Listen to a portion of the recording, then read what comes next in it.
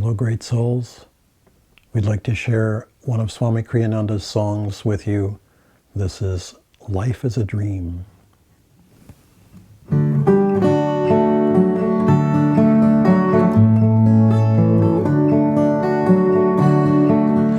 Life is a dream, time like a stream, carries our burdens away.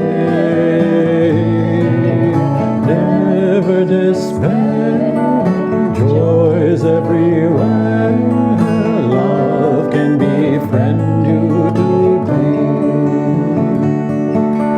Free from all care, like birds on the air, soar above griefs and worries, seek joy and be gay. Often on earth, things of great worth, worldly ambitions defy. Sometimes a friend helps us ascend from life's cares to the sky. Love is a star, no shining above. It can guide us and help us toward light to draw nigh. Love is a star, no shining above. It can guide us and help us toward light to draw nigh.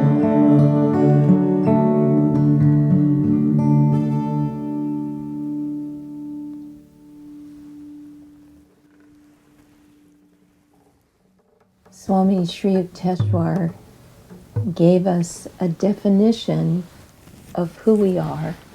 He gave us a definition of the self. When we think of ourselves, do we think of this body, our consciousness, our heart's feelings, or a swirling combination of all of those things? When we close our eyes and think of who we are, what does that mean to us? What do we consider ourselves to be?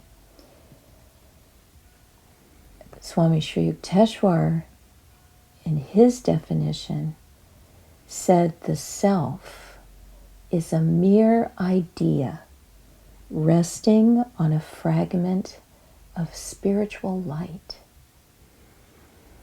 So that's our true nature. That's way beyond this life or any life. It's way beyond what we think of as this solid flesh and bones that we carry with us everywhere. It's far beyond the emotions that we have or the desires that we have. It's the essence. We are an idea in the mind of God.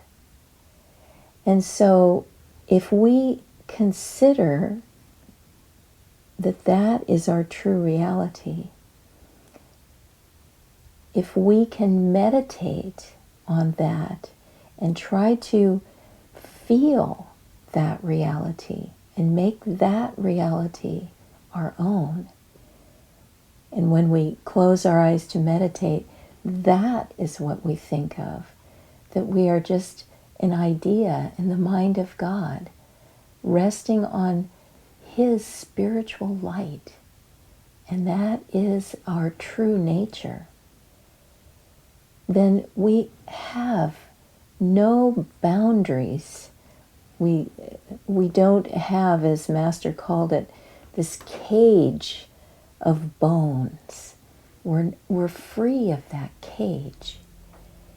And the more that we can experience ourselves in that expanded reality, the more freedom we will feel.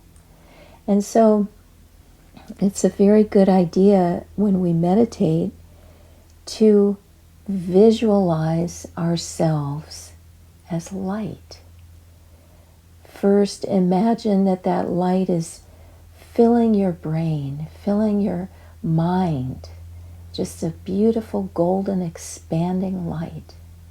And then see that light filling your whole body and the whole room where you're sitting, the whole house, the whole neighborhood, the world, and out into the solar system, beyond the universe.